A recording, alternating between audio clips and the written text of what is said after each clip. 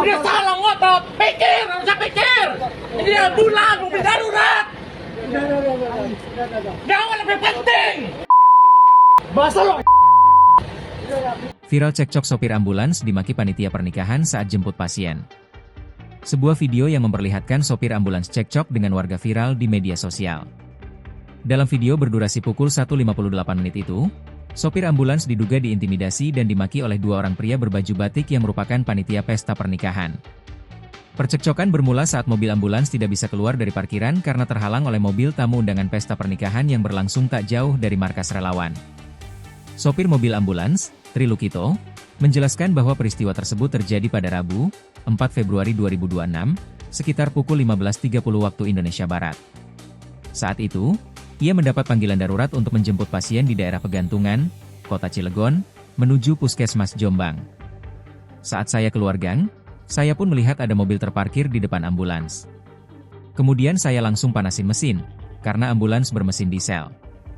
Agar mesin tidak masuk angin, ujar Tri saat dihubungi Kompas.com melalui pesan WhatsApp, Kamis, 5 Februari 2026. Setelah mesin siap, Tri menyalakan sirene pendek sebagai tanda bahwa ambulans tersebut akan segera keluar dari garasi di lingkungan Kubang Sepat, Citangkil, Kota Cilegon. Namun, tindakan tersebut justru memancing reaksi negatif dari panitia parkir acara tersebut. Tri lantas memberikan penjelasan tegas mengenai urgensi tugasnya. Lalu saya jawab, saya mau jemput pasien, lebih penting nyawa atau acara?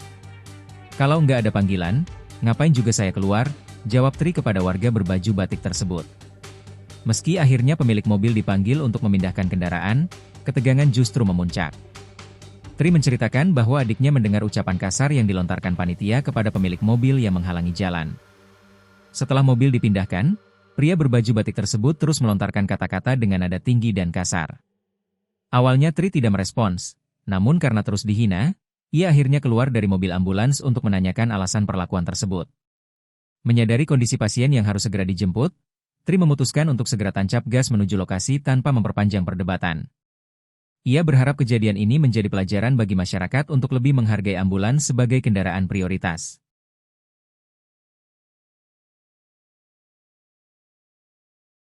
Download Tribun X sekarang, menghadirkan lokal menjadi Indonesia.